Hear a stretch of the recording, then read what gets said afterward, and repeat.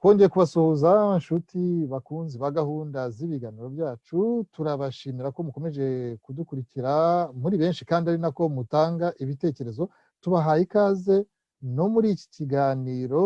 abo twatumiye tugira ngo twumve icyo bavuga ku rugendo Paul Kagame akoreye mu Bufaransa muri iyi minsi. Abatumirwa bacu rero dufite muri aka kanya akaba ari babiri. Uwa mbere akaba ari nyakubahwa Faustin Twagiramungu, tugiye kuganira ari mu gihugu cy'Ububiligi. Turagusuhuje, turizera ko muri amahoro. Turi amahoro kandi ndabashimira kuba mwantumiye biranze muri iki kiganiro kinyibutsa ibikorwa bya politiki bya perezida w'u Rwanda. Nkaba nizera wenda ko tuza kugira icyo tubivugaho, tubwira rubanda bari mu bihugu bitandukanye bahunze n'abari mu gihugu rwagati. Murakoze cyane rwose. Urakoze. Marc Doel Kalisa, ufunguye mikoro yawe twabasha gusuhuzanya. Uri mu gihugu cya Suède, wabaye umunyamakuru mu kinyamakuru Museso abanyarwanda benshi bazi. Turizera ko hakurya aho ngaho muri Suède muri aho. Marc Doel, turaho tufite akazuba noneho katangiye kuza. Imbeho ya hano iba yakaje amezi 8 atari meza, ariko ubu ngubu noneho akazuba kaje n'ubu bivangamo n'imvura kandi iba yatuvangiye. Ubu ngubu akazuba kaba kagize ibibazo, tugasubira mu mazu, tugasubira mu makoti. nawe rero uri mu bantu bakurikira, nubwo iby'itangazamakuru utakibikora cyane, ariko urakurikira ndetse ufite na byinshi wumva wavuga nawe kuri iriya ngingo y'urugendo rwa perezida Paul Kagame mu gihugu cy'Ubufaransa. Ku munsi wa mbere w'urwo rugendo, ku wa mbere ku mugoroba, hari ikiganiro cyatambutse kuri televiziyo France 24 ndetse no kuri RFI. Havugiyemo byinshi, turaza kugaruka kuri bimwe muri byo 5 by'ingenzi. Ariko mbere yaho hari ikintu ngira ngo numve icyo muvugaho mwembi, duhereye kuri nyakubahwa Faustin Twagiramungu. Mu gihe hari abanyarwanda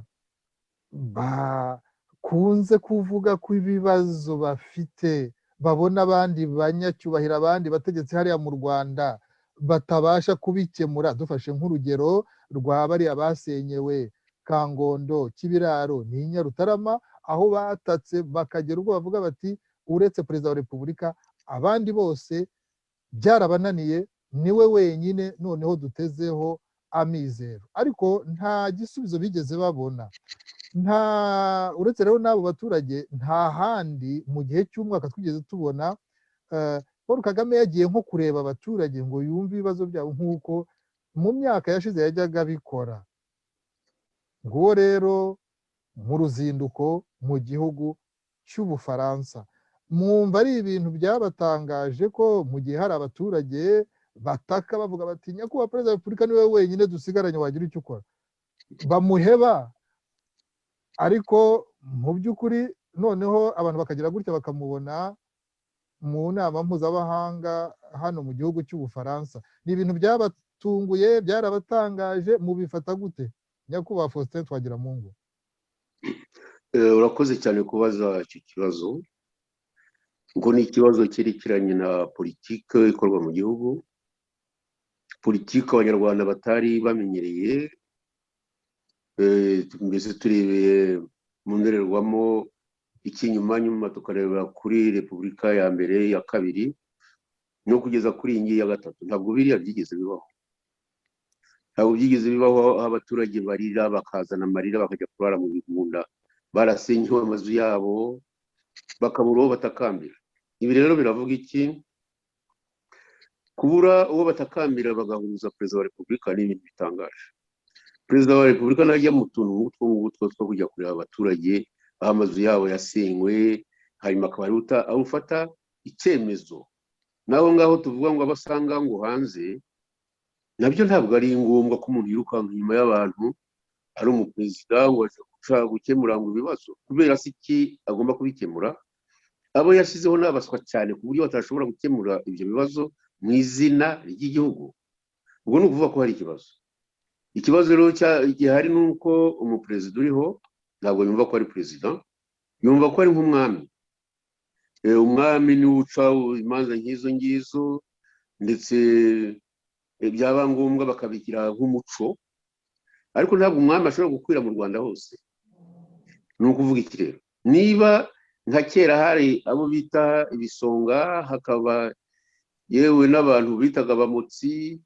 ariko reka dutangire ku bamotsi, tujye ku bisonga, tujye ku bashefu, noneho tujye ni bwa mbere. Ntabwo umwami yagendaga ngo ajye mu kinyaga ngo agiye gukiza ibibazo, ntabwo yajyaga tuvuye nk'iyo mu Buganza ngo agiye no kujya gukiza ikibazo cy'abantu bafite inzu zaguye cyangwa izo bafashe. Biteye isoni, biteye isoni. Kuri icyo kibazo rero ubajije cy'abo bantu ngo bavuye mu mazu bari bayubakiye ku ngufu zabo, ku mafaranga yabo bashashye, ari abacuruzi, ari n'abantu basanzwe bari bifite ibintu by'ubuconco, kuko ndibuka umugore, umudamu rwose yararize cyane, umugabo we ntibagiye uko yitwa, umugabo we ngo yari umucuruzi, ariko ibintu byabo barafashe, bisambu ibintu baratwara, za pariseri barafata, ntacyo bamubwiye. Ariko akibagirwa ko perezida w'igihugu yavuze ko niba byarakozwe kuri ubwo buryo, harimo n'abariya bo kuri babanyahe, yavuze ko niba batahavuye bazazana biridozeri bakabajyanana nabyo bakajya kuzuba. Ni ukuvuga kujyana ubutaka bw'aho ngaho aho bakomeje kuryama babeshyanisha uhahoze ari ahabo, rero si no kubeshya, ni ukuri. Ariko we aravuga ati nkanjye w'umutegetsi numva ko mutavuye aho ngaho kandi ariko mwabitegetswe, tuzazana ibyuma byitwa caterpillar cyangwa se bya sinzi ko babyita, bibakubitane n'amazu ari bajye kujugunya mu ngarani cyangwa. Iki rero ni ikibazo gikomeye cyane, ni ikibazo gikomereye rubanda, ni ikibazo umuperezida yagombye kwitaho, nta n'abasuzugure, akabasobanurira impamvu atuma mbese ibyemezo nk'ibyo ngibyo bifatwa. Bitaba ari ibyo, twebwe ni ukuvuga ko igihugu cyacu cyafashwe, natwe ntabwo natwe ibyacu byarafashwe, urumva turi hano ariko ibyacu byarafashwe. Ni abanyarwanda rero benshi bafite agahinda, kuko n'ibyo bari barasigiweho umurage ntabwo bikiri ibyako, byabaye ibyari. Ni ukuza bakakuvana mu masambu ya basogokuru n'abasogokuruza n'abandi handi, bakakujugunya hanze, bakubaka nk'ibyo bashaka, ari ibyo kuzashimisha abazungu baje ku rugendo, bamwe ngo batembera, ari ibindi, ari iby'aho bazakinira imipira, ari iby'aho bazubaka amazu yabo y'amahoteli. Mbese abanyarwanda ntibakiriho, nta butegetsi bagifite bubayobora, bafite ubutegetsi bubakaza, nta kindi. Abanyarwanda babaye nk'imbohe mu gihugu cyabo, nta bindi ngewe navuga. Nkaba nibwira ko ngangirize kuri iki, abanyarwanda niba bumvise ko ibintu bikomeje kugenda gutya, nibo ubwabo bagomba guhaguruka bakavuga ko ubwo butegetsi batabushaka. Uti bizagenda bitewe, hazaba ibitambo, birumvikana hazaba ibitambo, ariko iki kibazo kirenze ubuhake bwari buriho kera kigomba kurangira byanze bikunze. Kugira ngo tuve kuri iyi ntangiriro igaruka kubibaza perezida wa repubulika, abantu batabona cyangwa abantu banavuga ko batamubona yegereye abaturage. Yego hari ikibazo cyo kuvuga yuko hari COVID-19, ariko abantu bakabona ko bitakabujije kuba umukuru w'igihugu hari ibibazo by'abaturage yafataho icyemezo. Mark Doel Kalisa, gatoya cyane tuva kuri iyi ngingo duhereyeho, mu gihe hari abatekereza ko Paul Kagame yaba yifitemo umutima wa panafricanisme, wowe uyimubonamo cyangwa ubona ari umuntu ushobora kuba rwose nta ibyo bitekerezo bya panafricanisme kuri wowe ntubimubonamo? Muri makeya. Kuri panafricanisme kuri Kagame we ayikoresha iyo bamusonze abazungu, ayikoresha mu gihe biri ku nyungu ze bwite, ntabwo ayikoresha nk'ihame rya panafricanisme, ayikoresha mu gihe biri ku nyungu ze kubera ko n'ibyo byose wumva ngo amasambu ngo ibiki tureke no kuvuga reka nge gatoye kuri icyo kintu cy'amasambu umuntu ubifitemo inyungu kuri iyo sambu ayo masambu yahariye Kangondo cyangwa Abanyari niwe ubifitemo inyungu kuko umushoramari azabamo nawe afitemo pourcentage nubwo biba bitagaragara afitemo pourcentage niyo mpamvu adashobora kumva n'ibyo ngibyo bavuga ngo abaturage ngo turarira president ugira ngo yaza kuba ari ikintu kigaragara ko adafitemo inyungu abo bategetsi yaseyo cyangwa bamufasha mu kazi bakabaye baragikemuye ikibazo cyapfiriye cyayobeye ku mirari he kubera ko nabo baragitinya kubera ko bazi ko nibakoraho imbehe bayimenya urumva so ibintu bya panafricanisme abikora igihe iyo bamuteye hejuru abazungu nk'ubu ngubu azazamura ijwi ashobora kuzamura ijwi kubera ko bavuze ibyapa mapping report akazamura ati ibyo ni iby'Abanyafurika ibi bintu byose bigiye ariko ibindi byose iyo panafricanisme yavuyemo inyungu ze zimaze kuba yazishize muri panafricanisme noneho akabejenaliza aho ngaho abantu bose bakamumva ko ari muri panafricanisme ahita bihindura ako kanya noneho akajya mu nyungu z'abazungu urumva akibagirwa n'iyo panafricanisme akabijya ku ruhande bwajya mu gitondo okay tuvuge ngo nk'urugero rwa Gaddafi abaperezida bamwe baravuze bati Gaddafi muramutera we yaravuze ati ni byiza bamutera urumva none ahangahe ejo bundi uzajya kumva iyo amaze kugira ikibazo ati murare ibyo kwa Gaddafi ukuntu byagenze agize ikibazo ahita avuga ati abazungu baduteje ubwo yabaye umunyafurika ukunda Afurika then from there agahita abisuzugura nuko nguko nabivuga urakoze cyane mu kiganiro nibyo tugiye guhita tujyaho nyakubahwa Faustin Twagiramungu mu kiganiro Paul Kagame yagaragayemo kuri uyu wa mbere kuri televiziyo France 24 ndetse no kuri radiyo mpuzamahanga y'Abafaransa RFI yabajijwe ku kibazo gikomeye cy'ubwicanyi bwakorewe muri Repubulika ya Demokarasi ya Kongo aho nawe ubwe yoherejeyo ingabo nk'uko abantu bose babizi yahakanye ko nta bwicanyi bwahabereye nagira ngo icyo ngicyo aba ari cyo dukurikizaho ariko ushatse no kugira icyo wakomoza kuri iyo ngingo ijyanye no kwibaza niba hari umutima wa panafricanisme afite nabyo wabitwarira rimwe. urakoze cyane ndagira ngo mbanzirize kuri icyo cya panafricanisme uretse ko nawe wakibajije bigiza nkana nta panafricanisme ya Perezida Kagame ntayo sinzi niba nayumva ahubwo ku panafricanisme icyo bivuga uriya muntu yakoze amakosa menshi cyane ku buryo utamugira panafricaniste ngira ngo umugenzi wanjye amaze kubivuga nari nzi ko ari cyo nza kuvugaho cyane ariko singitire naho uriya muntu bajya kwica Gaddafi yashyigikiye politiki ya Sarkozy rwose aravuga ngo niba ngombwa ngo bamwice ngo nawe ngo yishe ngo abandi umva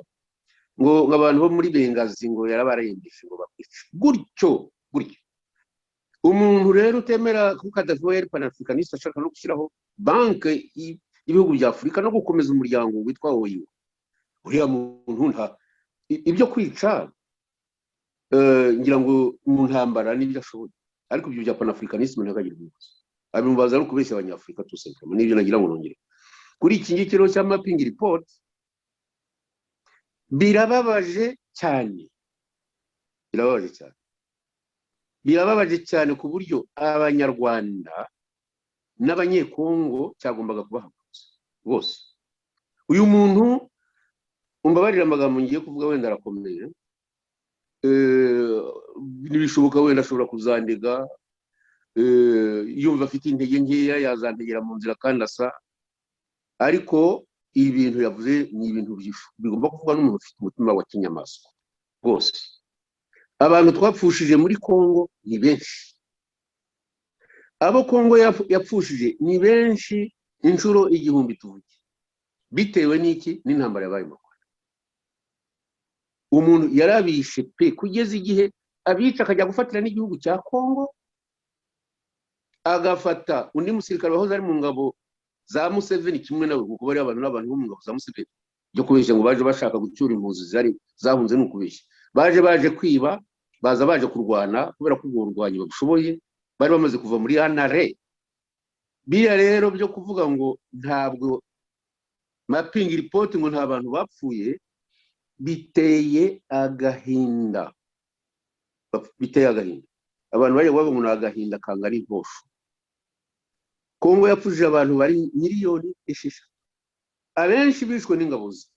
kubirukansa kubatsinda mu mashyamba kugira gute bamuhunga abanyarwanda nabo barimo habakababarwa muri miliyoni urumva ariko ngo kandi imbaraga zapfuye no biteye isoni ibi bintu niba uwo mu president ageze mu Rwanda siniri bakiri mu ipari ntafata ijambo ngo avuye ati nakoze ibara naribeshye yagombye kuva akavanwaho na Rwanda cyangwa se akavanwaho n'abanyekongo bafatanyije n'abanyarwanda byo ni ibintu by'agasuzuguro abantu bageze kuri hafi 7 miliyoni wishe ngo juma mfungo nta cyapfaga nta bapfu yewe rero naho ngaho ndangiriza natanga ikiru yemere ko yakoze ikosa niyemerewe no ko abantu yabishe kuko niko kunze kuvuga ko atabishe ndagira ngo nongereho iki muzakimubaza yarakivuze nuko ndi ufite cyo kivuze mu cyongereza ngo mapping report with a kind of paper to be thrown in the trash bakajugunya muri paniye kwa raporo bakajugunya bakiyata kuri we nta bantu bapfuye n'imbwa zapfuye nibyo ibintu ni ibintu bikomeye cyane uriya muntu niba atarwaye agomba kuba nta kintu cya humanity mu mutima we kibamo niwe wikunda n'umuryango we nabo bazungu akorera ibindi no kuzibagira nibyo rero nyirango ugikomoza ku bijyanye n'icyo yavuze ku bwicanyi ndetse nk'abashakashatsi n'intumwa za Loni zagiye gukorera hariya muri Repubulika ya Demokarasi ya Kongo ari naho nyine haje kuva iriya raporo bita mapping report ivuga ubwicanyi ndengakamere ibyaha by'intambara ibyaha byibasiye inyoko muntu ndetse iyo raporo ikavuga ko ibimenyetso bigaragaza ko ibyaha byahakorewe by'ubwicanyi ari ibyaha urukiko rwahita rusinyira ko ari ibyaha byo mu rwego rwa jenoside we nyine avuga yuko nta bwicanyi bwahabereye ndetse abanyamakuru bamubaza nyine b'abafaransa bakomoza no kuba hari n'abantu nka Dr Denis Mukwege wahawe cya gihembo bitiriye Nobel Prix Nobel de la Paix uwakoze akazi gakomeye arwana ku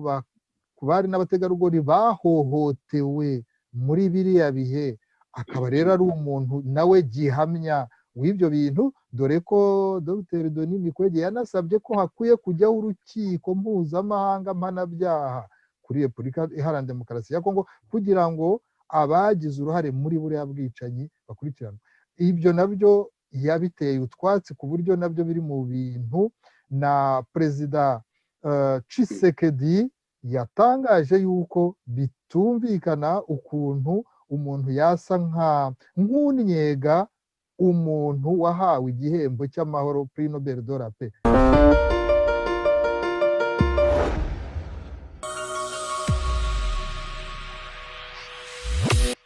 Donc, soyez sûr que ubu nta shiti niko bimeze twiyemeje kugeza imbere y'ubutabera bakoze amahano ndetse Kagame afite inyungu yo kubatanga igihe hari abo muri FPR bakoze amabi bagomba kugezwa imbere y'inkiko Kagame rero yaba anigiriye neza bohereje bakaburanishwa byatanga n'isura nziza ku gihugu cye il y va de l'honneur de son pays aussi voilà la question mais j'ai entendu dire qu'on a parlé numvise ko yaba yaranavuze amagambo kuri Dr Mukwege une fierté nationale uyu ni ishema ku rwego rw'igihugu cyacu ntabwo wahawe ishimwe rya Nobel ari umuntu ubonetse wese ni ishema kuri twe ni umuntu uharanira amahoro umuntu wasanye abari n'abategarugori bahohotewe bangijwe bikomeye hano iwacu yarabavuye abasubiza icyubahiro cyabo Dr Mukwege rero twe turamushyigikiye ijana ku ijana, ibyo nta rujijo na ruto rubirimo.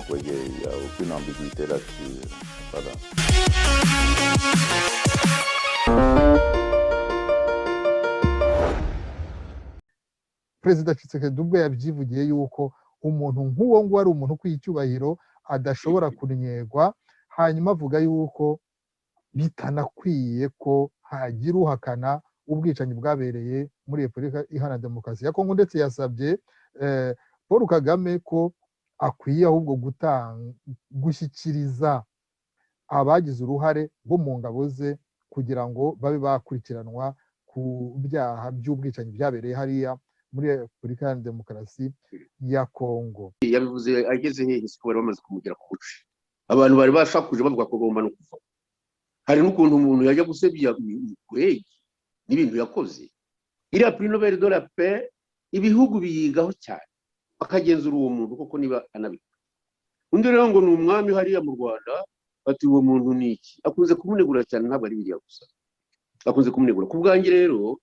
njye numva hari ibintu by'agasuzuguro, ibyo bimwita ngo l'humanité.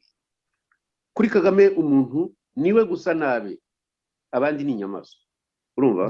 Nicyo gituma yica abantu, akica nka ba Sendashonga ngo barenze umurongo utukura. Abantu arica mu mahoteli, arica hirya no hino, nibyo ntawe umukoraho, ahubwo hageze abazungu ukabona baramupfukamira kubera ibyo bazi bazamufunga amahari. Ni ibintu bikabije biriya byo kuvuga ngo Mukwege ngo ntakwiye, ni nko kuvuga ko kuri Nobel yuriya se ni iki, ni muntu ki ko atari umuzungu. Ibyo rero ni ibintu bibiri wabajije numvise bikomeye cyane. Ibi byerekeranye na mapping report, Kagame agomba gushyirwa imbere y'inkiko, bakujya kwihererana abantu ku maradiyo, azajya imbere y'inkiko bari habivugira bose. Abangaba nabo bavuga ngo ni ba communauté internationale, basa n'abamushyigikiye. Iyo mapping report igiye kumara imyaka 20 bayivuga, koko bumva bizarangira bite? Bizarangira bavuga ngo nongo byarengeje mu gihe, cyangwa se abashaka kujya kwiba Kongo batiri mu mwihorere rwose n'abirabura bapfuye byari bagiranye. Ibyo abanyarwanda n'abanyekongo niba banyumva bagomba guhaguruka bakavana uriya muntu, hakajyaho ubundi buyobozi bwemera ko abantu ari abantu. Umuntu wemera ko abantu ari inyamaswa akavuga ko abo bakadafi bagomba gupfa, akavuga ko abantu muri Kongo bapfuye batapfuye, akavuga ko bapfuye muri Kongo ngo bafite uko bapfuye ngo we ni umukristo n'umuntu w'igitangaza utarigeze yica,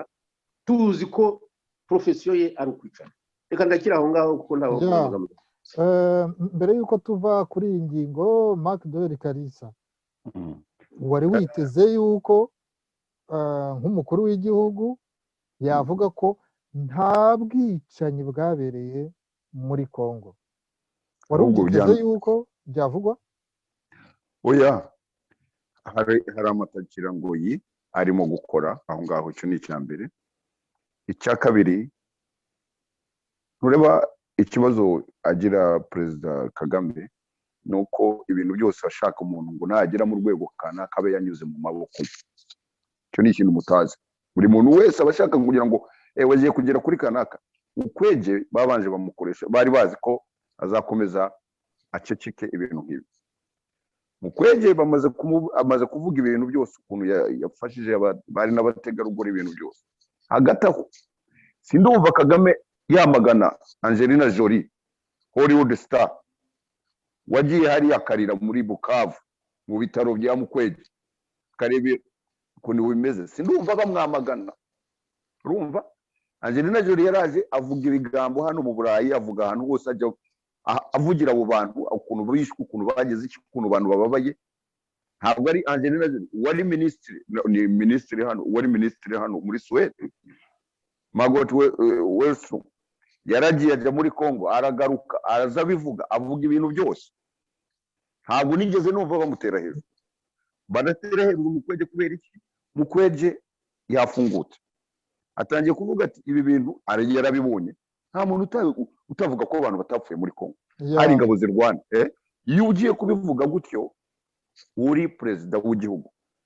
amplis ukaba ari wowe watangaga order. Je nabaye umusirikare. Iyo utanze order uri umusirikare odere ukavuga uti jya kurwana hakanana uzabibazwa ntabwo abanza ngo bohereze abantu ahubwo Tshisekedi yabivuze nabi nzi kuba ari Tshisekedi najya kuvuga ni Mr President you are responsible on this uri responsable y'ibi bintu kubera ko ni wowe watangaga order uri president cyangwa uri ministre w'ingabo uri na vice president w'igihugu icyo gihe ntabwo twavuga ko Pasteur Bizimungu ibyo yari abirimo ntabyo yari azi kwanza urumva ikintu yakoze ahangaha nuko kuvuga ngo ariho arashaka ikintu ashaka ni kuredekeza abantu bahaye mu kweje Prix de Nobel urumva ukuntu yabivuze ngo mbese baba bayimuhaye kugira ngo ajye kuvuga ibintu nk'ibi ibyo ni ibintu ajya iyo mu kweje aza kuvuga ati akaza kuvuga ati urabona byabayemo intambara ibimeze gutya navuge akabinyura ku ruhande mu kweje ubu ngubu aba ari mu bantu begera i Kigali buri munsi abayirirwa yatanga amadisikuru ibyo ndabizi iyo bitanyuze mu kuboko kwe nzi n'abantu benshi bagiye bagira ibibazo hano mu Burayi ugasanga umuntu yaragiye agakengera akikorera ibintu bye yagera ahantu ngo wagezeyo gute ahubwo bakamutera n'ibyondo hari uwo bigeze gutera ibyondo genda muzi sinshaka kumufa bakoresha umunyamerika w'inshuti yanjye twari tuziranye yajyaga akora iki yambaye interview ndi mu buhungiro ndi Dar es Salaam ariko dukomeza kuganira rimwe ndakumubaza ndamubwira wari uri mu nama iyi arambwira ati wabonye arambwira ati narindi mu nama ahantu asanga y'umunyarwanda wagiye arabikengera ayinjiramo muri iyo nama sinshaka kwivuga kubera ko n'inama yari ikomeye asangayo abantu baturutse muri ambasade Washington n'uwo munyamakuru atangira kumutera ibyondo ndamubaza we umuntu uravuga uramuzi ariko uri uravuga Mr Taylor you are lying here uri urabesha uyu muntu uri uravuga ndamuzi uretse n'ibyo ni n'umunyamakuru twakoranye yakoraga mu itangazamakuru rimeze gutya agira gutya aragenda akora ibintu bye akuye utanyuze mu maboko yabo bagomba kukwibazaho cyane ikintu cyose baba bashaka niyo mukweje nubwo byagenda gute mukweje azagira bazamutera ibyondo paka kugeza umunsi umwe iyo mapping report izagira gutya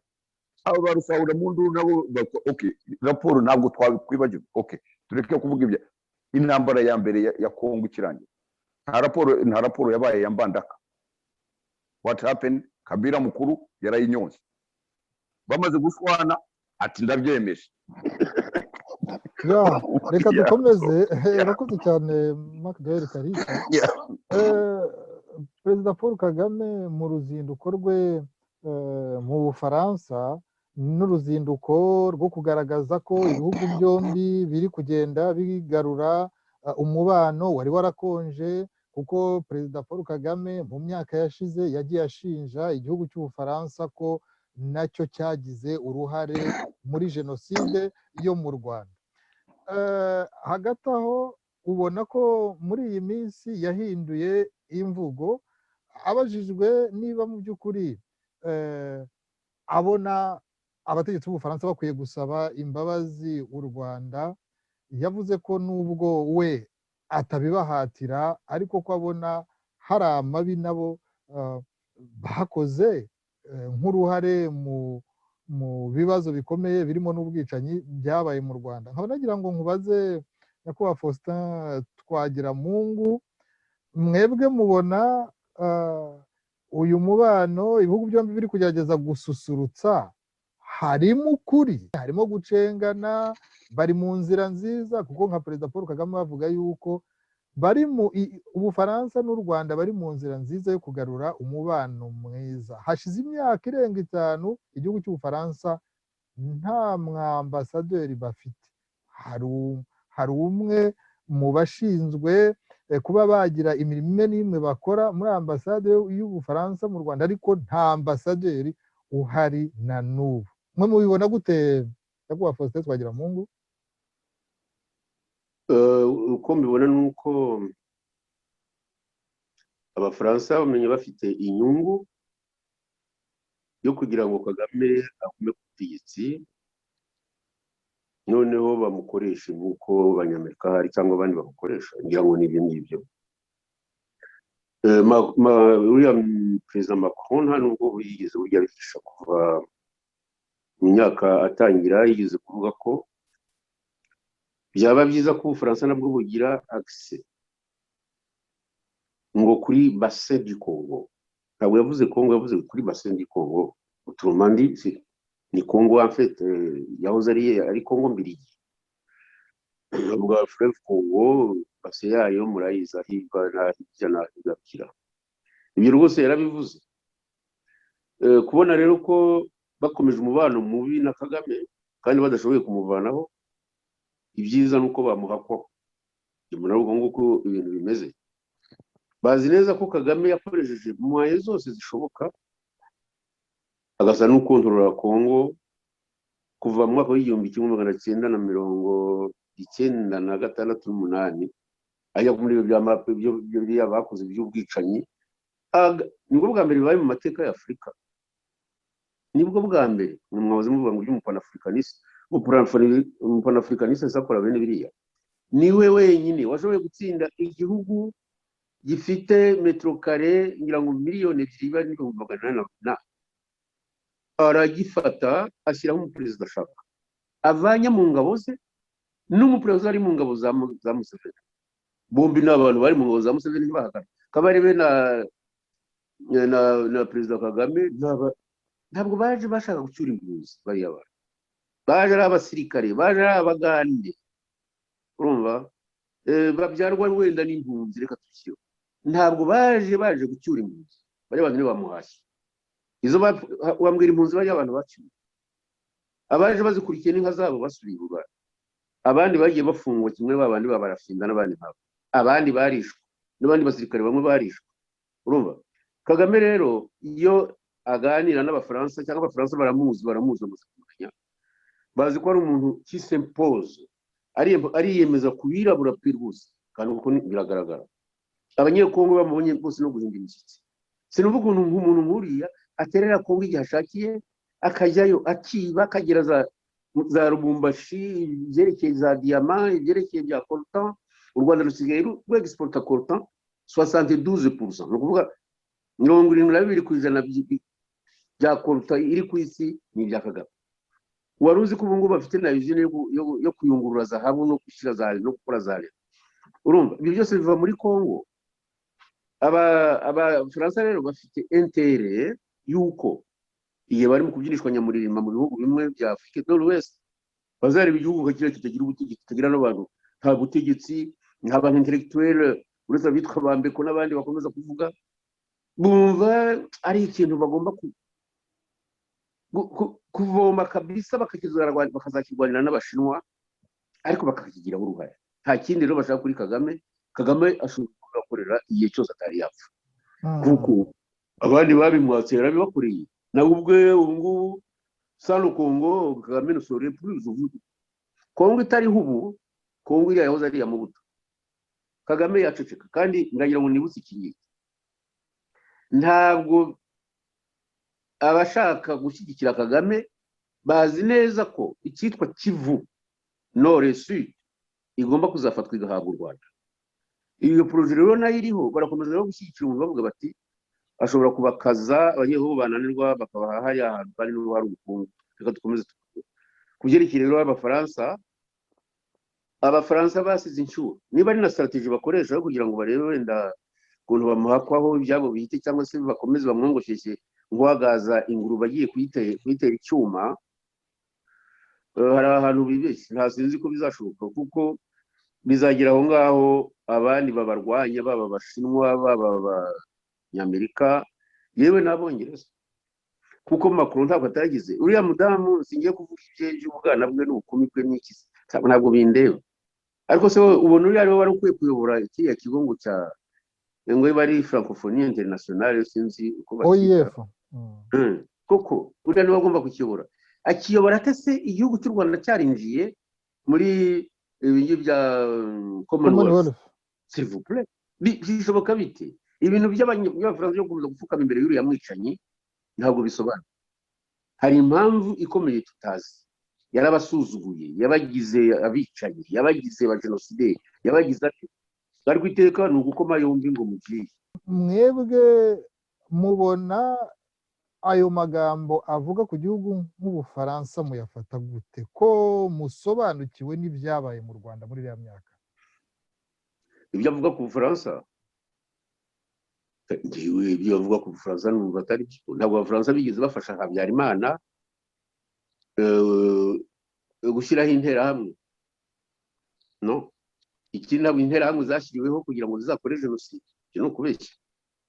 Urumva Abafaransa rero sinumva igituma bagomba gupfukama, kuko nta kintu na kimwe bigeze bakora kibi numva Kagame yashingiraho abareka. Ariko kugira ngo byumvikane neza, icyo ni ikintu gikomeye. Ugize uti interahamwe ntizashyiriweho gukora jenoside, ariko abantu bazi nanone ko zimwe muri zo zakoze ubwicanyi muri jenoside. Iyo uvuga ngo zimwe muri zo, se ushaka kuvuga izihe? Ko interahamwe harimo n'abatutsi, n'umukuru waza akaba yari umututsi, ushaka kuvuga bane? Mujye muvuga amazina yabo, muvuge n'aho byabereye, kuko inkotanyi zambaye nk'interahamwe, kwambara imyenda nk'interahamwe no kuvuza induru se utari kubikora ni abantu bapfuye mu Rwanda. Ubwiza ukuri, 75% bishwe na FPR rwose.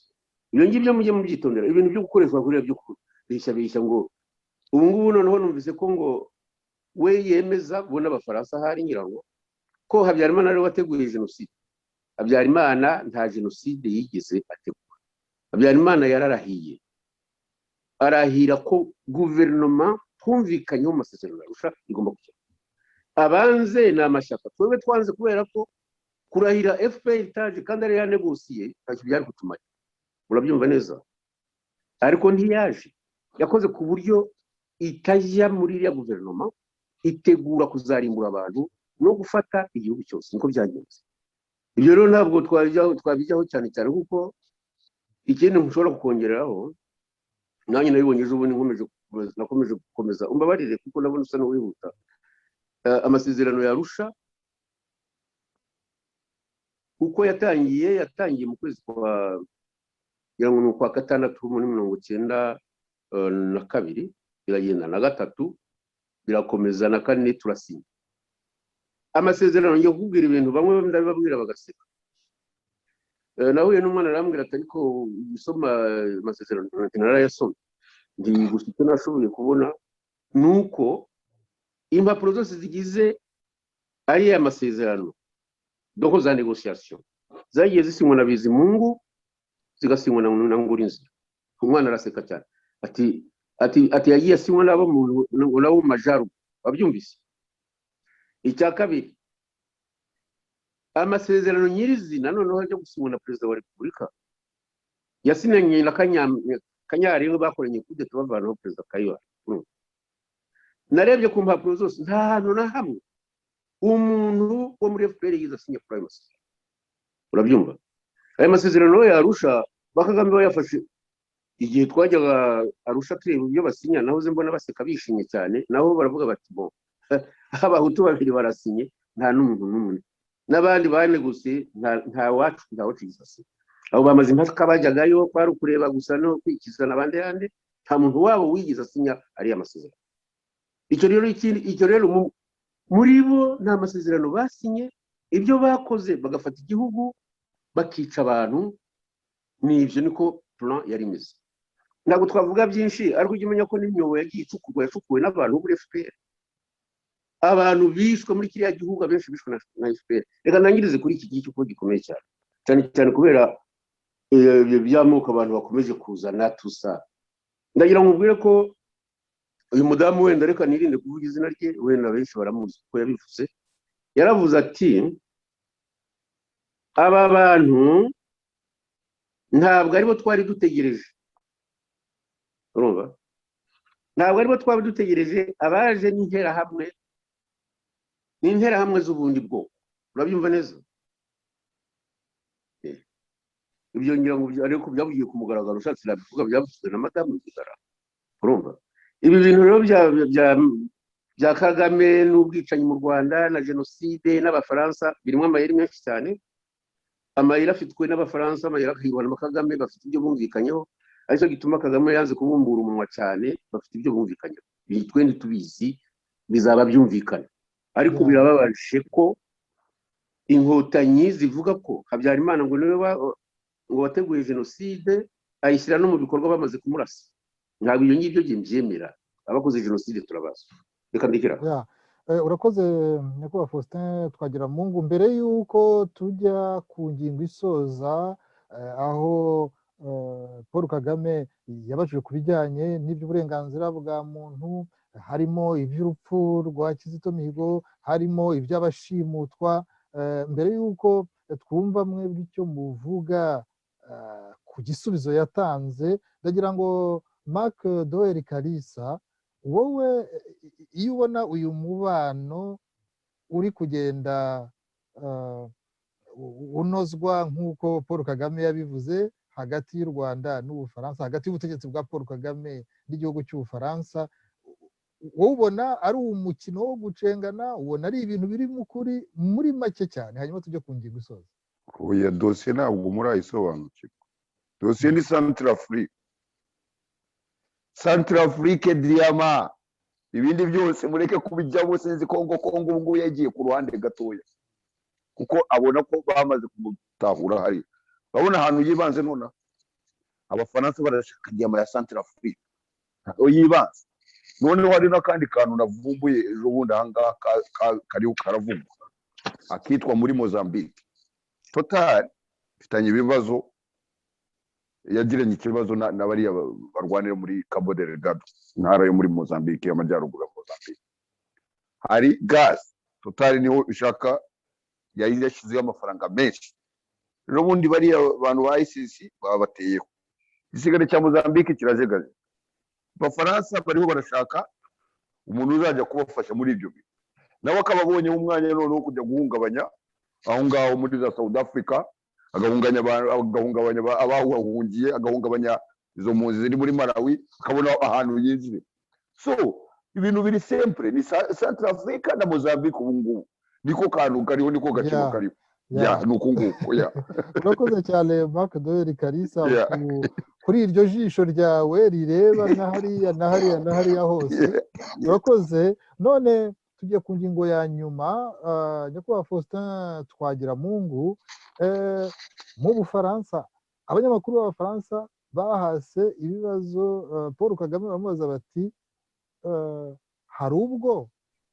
wakabaye ugira ikibazo cy'uko hakorwa iperereza ku rupfu rw'umuhanzi w'umuririmbyi w'umunyarwanda Kizito Mihigo ibyo ngibyo ndagira ngo icyo yabisubijeho wabitwarira rimwe kuko nabyo bijyanye n'iby'uburenganzira bwa muntu aho yabajijwe niba bikwiye kujya gushimuta umunyarwanda wibereye mu gihugu cyo mu mahanga ukamutwara i Kigali nabyo afite uko yabishubije aho yavuze ko yewe no kuba watega umutego uwo muntu ukamujyana mu Rwanda kuri we nta kibazo kiriho n'ubwo nta abantu bose bajijutse bazi icyo amasezerano mpuzamahanga ku ngingo nk'iyo ngiye avuga ariko mwumvise uko we yabisubije hanyuma n'iby'iperereza ku rupfu rwa Kizito Mihigo yavuze ko nk'uko nta wasaba Ubufaransa gukora iperereza kuri runaka na runaka waguye aha ko nawe ibyo ngibyo atabona ko ari ikintu abantu bakabaye bibazaho n'icyo wabivugaho ni ingingo ijyanye n'uburenganzira bwa muntu urumva se wowe nabivugaho iki ibyo ngibyo ko ari ibintu twese tubumva si bwo bwa mbere asubiza atyo ndeka asa n'ubabwira ko u Rwanda atari urwe kubyo ashobora gukora yakwica abantu ashobora kubica kuko nabo bakwica ababo ntazi ku byabo ntabyo numva nabivugaho icyakora niba bo bumva hari amategeko aba yishe ntabwo bagomba no kubimubaza bagomba gukora ku buryo agomba kuvaho ntabwo umuntu ashobora kwica umuntu nka Kizito ibitekerezo bye yabisize mu ndirimbo ze byose Kizito twese turamukunda Kizito ntawe utamukunda Kizito ntagira ubwoba twebwe njyewe ni umukristo nyine nyiri umwana n'izi bya Yesu Kristo ntabwo mugereranya n'Imana kuko Yesu Kristo ni Mungu niko bavuga ariko tuvuge ko yari umuntu ntabwo Yesu Kristo yakoze ibintu wabo yabaga mu Bayahudi kurusha ibyo Kizito yakoze mu Rwanda rwose singe utanga ubutagatifu ariko Kizito aho ari hose azaba umutagatifu byanze bikunze ntabwo rero Kagame yavuga ngo agiye kwemera ko bakora ngiye tazi ko yamwishe ntangiye tubakuze kuri Sendashonga niwe mpora iteka ntekereza umuntu wica umuntu nka Sendashonga akajya imbere y'abana ati naramwishe vuga iki Kizito ntabwo utagize nyine Kizito ngo ajye mu ruhande rwe ariko Kizito yari umuntu utekereza igihugu urumva ibyo rero bya droit de l'homme bya Kagame mbere yuko babimubaza ibya Kizito kuki batamaze mbese ibyaha Habyarimana kuki batamaze ibyaha Habyarimana niba ari abagabo yisha Habyarimana bari baricika ikibazo ko yagusha Burugeri yakoze raporo yerekana uko yamwishe bamuca ururimi banamuvanaho amaze kwica abaperezida bangahe bane yishe uriya yagiye ashoreye amurwanira ntuzakabye yaramwishe yica perezida w'u Rwanda Habyarimana yica Ntaryamira bari kumwe urumva abo ngabo ni abaperezida bangahe bamaze kuba batatu uyu perezida w'u Burundi yavuga Melchior Ndadaye pardon Melchior Ndadaye Melchior Ndadaye za information dufite nuko yishwe ku kagambane ka Kagame n'abamwishe kandi bagahungira i Bugande kandi bakamwica icyo gihe Kagame ari ni Burundi ibi bintu ni ibintu mugomba kwitondera uriya muntu afite ibyaha byinshi ahubwo twabaza abazungu igituma bagomba kuborekera ku butegetsi niba ari Kongo bashaka bashobora gushyiraho undi ariko ntibashyireho umuntu umwicaye ngageraho ngo kuri icyo ngiki cy'ubwicanyi franchement numva nta kintu nakivugaho Kizito azavugwa mu mateka Kizito afite abana benshi b'abanyarwanda bamukunda Kizito yarangije reconciliation nationale y'abanyarwanda abirwa bazerera barata ubuhutu n'ubututsi ibyo ni amajunde nta n'ukibyitayeho cyane urubyiruko dushaka rw'abanyarwanda ni uruva muri iyo prison y'amoko cyane cyane yakuririjwe n'abazungu b'abakolonialiste bajya kubeshya ngo Kongo abatutsi ngo bakomoka za Ethiopia ari bene wabo wa Yezu ibintu by'amayeri nk'ibyo ngibyo aba basazi rero babigiyemo ariko abatutsi bose ntabwo ari kubajijutse hari abatutsi b'abahinzi batanabyitayeho batazi ko ari n'abatutsi ngaba rero ngira ngo icyo nshaka giye abanyarwanda bagomba gushyira hamwe bakirinda ideology ya Kagame y'ubwicanyi y'agasuzuguro yo kwica abasore bashaka kumuvuguruza bamubaza bakumva ari nkaho yishe mbese inyamaswa yabivuze kuri nyakwigendera Sendashonga bivuga no kuri Patrick Mazimpaka no Patrick Karegeya uzi ibintu yamuvuzeho ababwira abepiskopi baba nibo mu kiliziya y'abaprotestant ngo mwagombaga kuba nabi mwatekereje kuba mwamwica sikoze agategeka igihugu n'ayo magambo y'ubwicanyi afite mu kanwa n'abantu yishe tubaza arahakana mapping report agahakana abantu bose yishe akavuga ko ntawe wakora nkete ko azajya bikwigira shaki uzi ni mu president hari ikindi nagira ngo nkubaze nyakubahwa Faustin twagira mu kuko ibintu byo mu Rwanda ni ntabwo ari ibintu ushakisha ni ibintu uzi neza ariko bamwe turacyagerageza gusoma gucukumbura mu byo yabajijwe harimo ikijyanye n'umupfakazi wa nyakwigendera Juvenal Habyarimana wari perezida wa Repubulika bamubaza batese urifuza yuko bamushyikiriza ubutegetsi bwawe kubera ko n'ubundi byakunze kuvuga ko mu mukurikirana hari ibyo mu muryoza icyo kintu mugitekerezaho iki iyo mukurikije yuko umugabo we akimara kwicwa muri ririya hanurwa ry'indege nta gihe kinini cyashize ni n'abafaransa bamuvanye mu Rwanda n'abana be iyo mubona ibikomeza kumuvugwaho mubifata gute hari icyo mubiziho ni iki mwabibwiraho abantu reka rero mubwire kuko ntabwo ngewe nkora politike y'inzangano kuva mu mwaka w'1959 ntangira muri college Saint Andre ntabwo ushobora kumbeshya ku byabaye mu Rwanda hari abanyarwanda bavuga ngo revolution ya 1959 iyo revolution y'iminsi 60 ntiyabaye sinzi niba byise revolution niba ari abapremutu babyise revolution cyangwa barunari bari bakwiye kubisubiramo urumva ibintu byabaye mu Rwanda kuva ku itariki ya 6 z'ukwezi kwa 9 umwaka w'1959 njya kwiga muri college seminari nta muntu ushobora kumbeshya Kigali narahabaye byahabaye ndabizi none rero kuri icyo kibazo cyawe buriya hari ibintu numva byagomba kujya bisobanuka kandi bigasobanuka mu buryo bwa kinyarwanda na gipfura cyangwa ushobora kubeshyira abantu ntabwo Habyarimana yakoze planification ya genocide unyumve neza 2 ntabwo yashobora kuyexecuta yarapfuye 3 nta nicyo ashobora gukora undi wese bashobora gukora chef d'état major ba Kagame barakoze amayeri ngo nawe agomba kuza muri iyo nama akajyana na Habyarimana urabyumva chef d'état major Sabimana muzi ko yapfanye na Habyarimana ibi murabizi donc ibintu byari byateguwe ku buryo nta wundi muntu wongera kumva alors Habyarimana yateguye genocide Habyarimana ntabwo yigeze avuga abantu ngo bicane mbese ngo atanze order cyangwa undi muntu atanze order ngo abantu ntibicane no icya gatatu rero nongeraho cya nyuma nyine nicyo ngicumbajije koko nta soni uriya mugore excuse moi ntabwo mvuga ngo ni umugore no madame president mbabarire cyane niko nukuvuga ko madame wa Habyarimana afite ibyaha yaba yarakoze muri genocide ngo bamujyane i Kigali wenda afungwe abarizweyo cyeka niba bavuga bati wowe Kagame nyakubahwa ko tuzi ko uyu mudamu ari umwere tumujyane iwe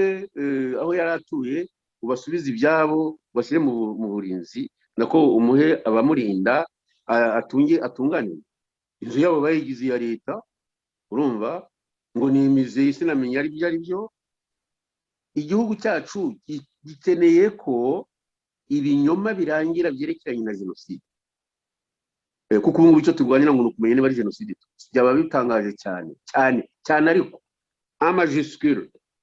kubona umuntu yihanangura yarafashe igihugu akakica kuriya akica abaperezida akica abantu mu Rwanda muri Congo akica abahutu akica abatutsi yarangiza ngo bya genocide mu byo ku bahutu ngo mu byo kwabayeho genocide tutsi gusa yewe simvugira abanyina pfushije benshi 38 barahagize muri famille direct okay ntabwo nzemera mvugira hano kuri radio nakwemera ibyiza bakandasa ariko sinzemera genocide tutsi gusa ibyo nemeje muri conseil du gouvernement nibyo nzasubiramo ni genocide yakorewe abanyarwanda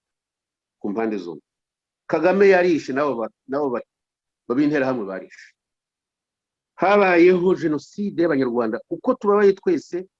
niba Kagame adashoboye kuvana mu kanwa ke genocide y'abanyarwanda akavuga ngo ni genocide y'abatutsi atigeze acyura n'abo yasanze mu Rwanda yarabamaze abo bagombaga gucyura yagomba gucyura impunzi ya mbere y'icyatwa yari ifite n'izina wabaye n'umukuru w'igihugu yaragombaga kubihererwa icyubahiro yatanze n'umwami ntiyashoboye kumucyura uyu muntu rero agomba kuvaho monsieur igihe cyo kuvaho kirageze imyaka 25 yarayirengeje nabyo kwiruka abantu bamushimashima nk'uko abafaransa nabonye bamushimashima n'abasubiza bitumvikana byo byararangiye abasore b'abanyarwanda n'inkumi kugeza kubangana na idamanye n'abandi barahagurutse barashaka kwihinduka abadamu barahagurutse abasore barahagurutse abangavu barahagurutse nta kintu Kagame agitekeka muri kiriya gihugu uretse gutanga ingufu za gishitani akoresha nta kindi nayo magambo mfite kuri iki kibazo urakoze nyakubahwa Faustin Twagiramungu ndaza kugarukaho mu kanya udusoreza ikiganiro nkubaza ikibazo cya nyuma Marc Doel Kalisa akantu gatoya wavuga iyo buriya butegetsi bwa Paul Kagame bufata uriya mupfakazi madame wa Juvenal Habyarimana bakavuga ngo ari mu bakwiye kuba bagira ibyo baryozwa kuri jenoside yabaye mu Rwanda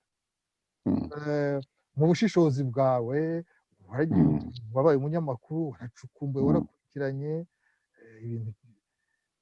mu kanya nari nkomoje yuko ari mu ba mbere bava muri kiriya gihugu ibintu bimeze nabi jenoside itangira iyo ubona ibintu nk'ibyo ngibyo ubutegetsi bukurikirana ubutegarugori nk'uriya uravuga uti birashoboka koko cyangwa ufite ukundi kuntu ubibona reka maze ntangire wavuze ku kintu cya Kizito. Kizito buriya hari ukuntu ujye kumva ukuntu bagiye bamugenza nyuma yaho atangiye kubereka ko no ntabwo bishoboka ibyo muriho muranye pozo aho ngewe ngo bikore bakabyanga bikageraho bamukubita na kiboko kamukubita inkoni hanyuma umuntu akajya kumubaza urumva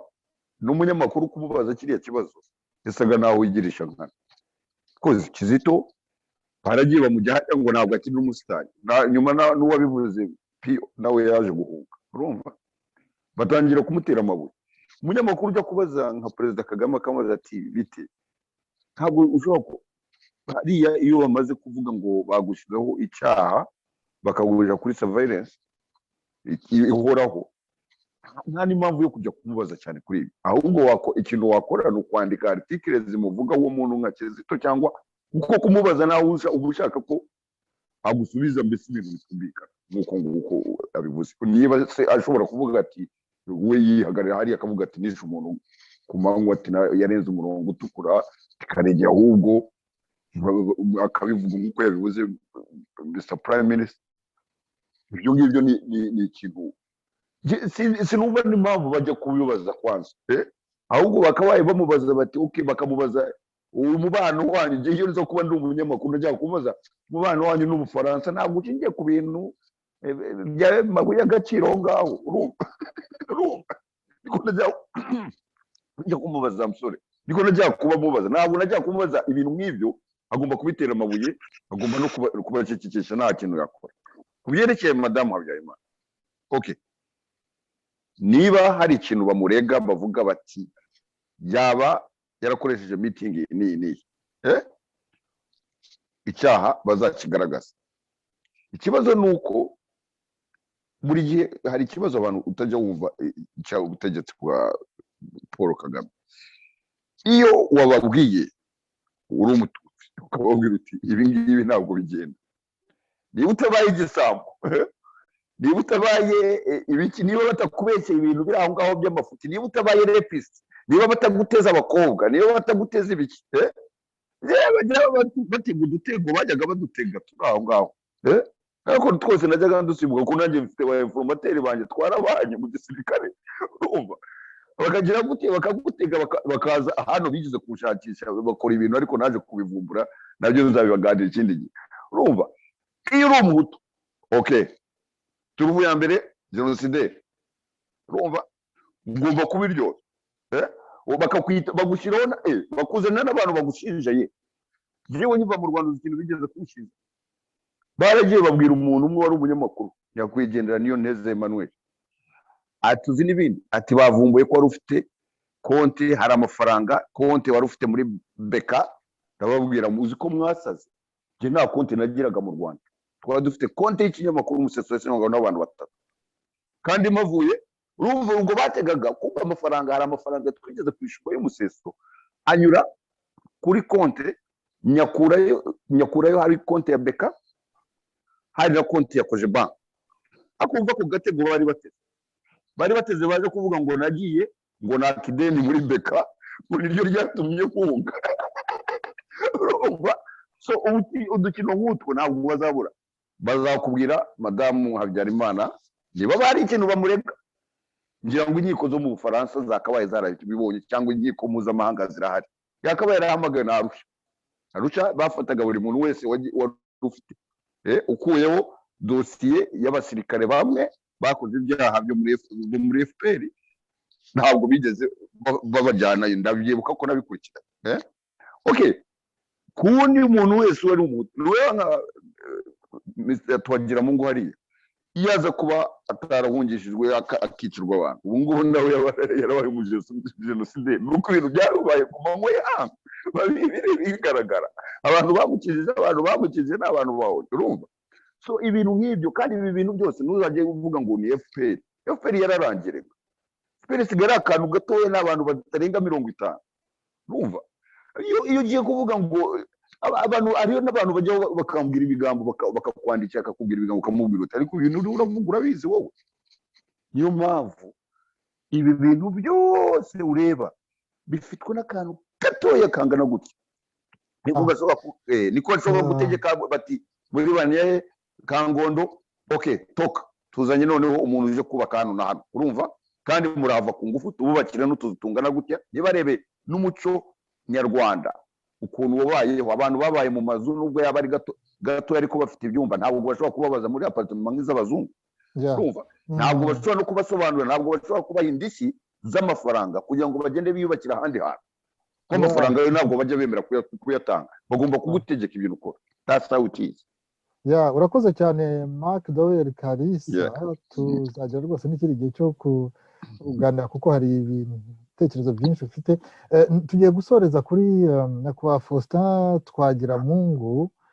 abanyarwanda ubona bari mu gihirahiro ubona hari icyerekezo kigaragara koko cy'icyizere cyaho bari kugana no iyo icyerekezo ni ikihe ko abantu ngubu basa n'abari muri prison bose ariko twebwe tuvuga duhereye no kubyo twabonye nkanyi franchement yundi babo nkiri umwana sinabonye abantu baganya ngo hariho ingoma ya cyami ngo hariho abashefu n'abashefu hariho abamutsi abo bose turabazi twebwe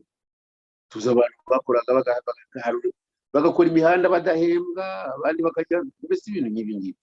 ibyo twabibonye turabana ko twivuga ari ibintu wumvaga ari ibintu biri muri sosiyete kwa urumva umuntu ujya guhakwa bajyaga guhakwa nta nubwo ari abatware babwira ngo nibaze bajye guhakwa barijyanaga baba bafite ibyo baka umutware bakabimwaka akabahaka cyangwa se akabibaka mbese ibintu nk'ibyo ariko ibintu turimo byo guhangayika ibintu bita guhangayika abanyarwanda nta cyerekezo bafite nta nubwo bavuga ko ejo bazaramuka twebwe turakuze ariko kuba dukuze muri situation nk'ingiyi ituma twumva ko ibintu byahindutse kandi bigahinduka nabi ubu ngubu ikintu Kagame ashingiyeho n'abandi bantu bamwe bameze nk'aba-extremiste ibintu byo gushingira ngo ku Bututsi franchement agahugu kangana kuriya abahutu ntibashobora kwiyemboza ngo ururimi n'urwabo barusangiye nabo Batutsi abatutsi nta rurimi baba barazanye bavuga ngo hari igitutsi bavuga imico yose kugeza ku buryo bwo kuryama no kubyuka twese turabisangiye ngira ikintu umuntu yajya gukangisha abwira undi ngo ngewe ngo ndi iki ni iki koko ko nibara na kera umututsi yazaga avuga afite amasho nanaguhaka ubu ngubu uyu mututsi wundi avuga abikuye urumva ko nabo bahutu nabo benshi bahingaga ubu ngubu nabo bareka sinakubishya barambaye amakositimu barafite amavuatiri by'ubuhutu barajugunya abantu ni abanyarwanda icyerekezo mushaka kujyamo ni icyo gushyira hamwe ikindi nta muntu ugomba kuvuga ngo yajya gutegeka igihugu uzaba arengeje imyaka 60 ni ukujya mu mwego bashobora kuba wenda nka depite cyangwa se akaba senateri cyangwa se akaba ikindi ariko ibintu byo kuba muri executive arashaka abantu bafite imbaraga kandi arashaka abasore iyo reba perezida Kayibanda yapronoje ijambo rya repubulika afite imyaka 38 bariya babwana kweri bishwe mu mwaka w'igihumbi 1963 bari bafite imyaka 36 34 barabasore Kizito Jobundi bamwishe afite imyaka 38 uriya niwe wari mu bantu bafite ibitekerezo ashobora no kuyobora igihugu noneho fata iby'uyu mudamu Idamange ni Idamange afite imyaka 42 n'abatari 41 n'abana 4 ninde mugabo wigeze ahagarara nkawe ngo hagarara avuga amagambo nkayo yavuze abo bantu baba bagifite imbaraga muri cerveau kuvuga mu bwongo no mu maraso aba rero tugomba kubashyigikira ku buryo bwose bakavana hiriya ngo na Kagame ibyo byararangiye ntabwo azavuga ngo arashaka kumera nka Museveni bafite uko byitwara amahari simbizi ariko nawe mu myaka 76 kugira ngo yarakwiye kwega urumva ibi bintu ni ibintu bikomeye cyane igihugu ni icyacu igihugu ntabwo ari icya Kagame niba avuga ko yakijije abanyarwanda cyangwa akizwa Abatutsi imyaka 25 irashize ni yegame ariko gukomeza gusiga icyuho areke abana babane abanyarwanda babanye mu kinyarwanda bashyingirane ikinyarwanda bacimigana ikinyarwanda basase ikinyarwanda ibintu byose bikore mu muco w'ikinyarwanda turi abanyarwanda nabyo kwiga abantu bavuga ngo jenoside Tutsi yarabaye rwose iteka jenoside Tutsi yarabaye reka twemere ko yabaye harya yo abahutu bapfuye ari 1 miliyoni imwe n'ibihumbi 463 abatutsi bagapfa ari 2400 ibihumbi na magana abiri mirongo ine na barakurikiranwe ngo n'izo nterahamwe abakurikiranwe se n'inkotanyi bo yo bishwe bigenda bite ariko abantu barasutse ibi ngibi ni mubivemo mube abanyarwanda mubane mu mahoro muri cy'abana bacu tuzasiga nabuzukuza tuzapfe tuvuga tuti bazabamo ibya Kagame byo byararangiye ibyo yashatse arabibonye ntabwo yacyuye impunzi cyo ni cyane ntabwo yagaruye umwami Kigeli cyo ni cyakabiri ntabwo yafasha abatutsi yasanze mu Rwanda neza cyo ni cyakabiri Kagame ni umuntu wikunda ni umuntu wabaye umutindi agira hagira ibintu none byaramusaze yabuze ukuntu bivamo abura n'ukuntu yava mu butegetsi jewe nuko nguko mbibona pumwa agomba kuva 1.1 c'est tout urakoze cyane rwose urakoze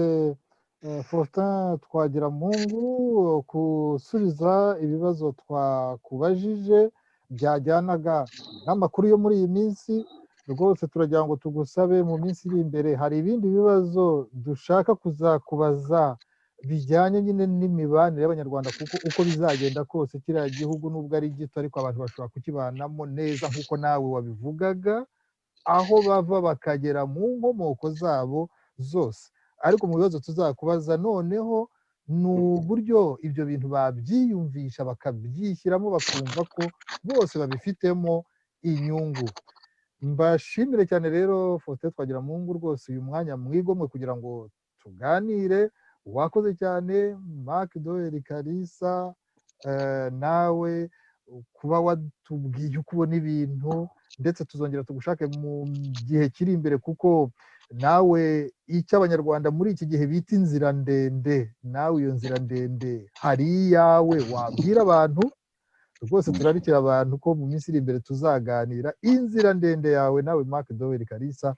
ukayisangiza abantu ni ubuhamya bukomeye Faustin Twagiramungu uri mu gihugu cy'Ububiligi turakwifuriza ibihe byiza n'umuryango wawe nawe Marc Doel Kalisa mu gihugu cya Suwede ibihe byiza mwese turabifuriza amahoro y'Uwiteka kandi naho ubutaha bitarambiranye mwakoze cyane dushimire kandi n'abadukurikiye